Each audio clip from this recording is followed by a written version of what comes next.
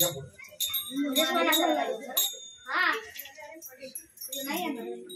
जावा जाईल तेव्हा येईल शनिवार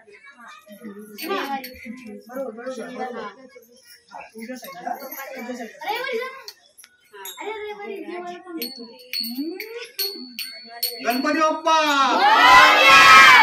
मूर्ती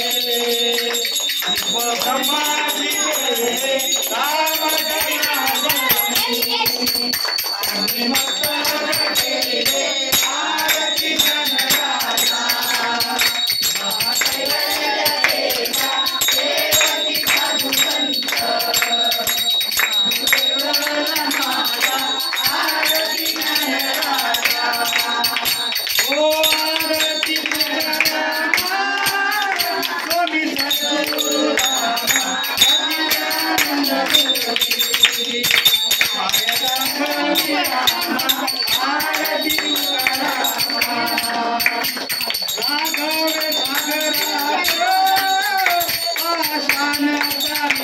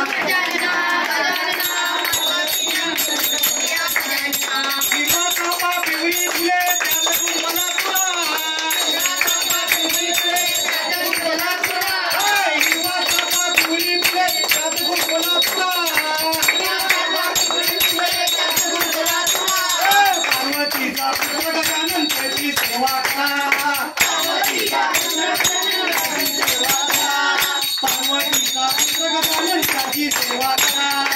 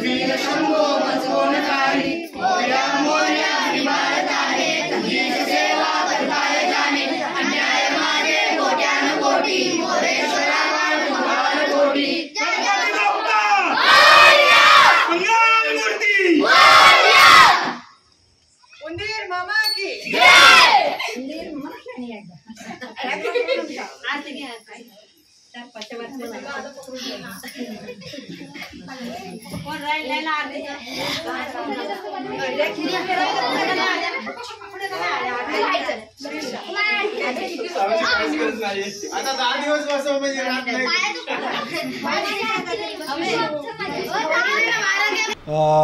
गणपती बाप्पा मोरया, मंगलमूर्ती मोरया. आज खरोखरच गणपती आपल्या घरात आल्यामुळे एक पॉझिटिव्ह एनर्जी आपल्या घरात सगळीकडे वावरत असते.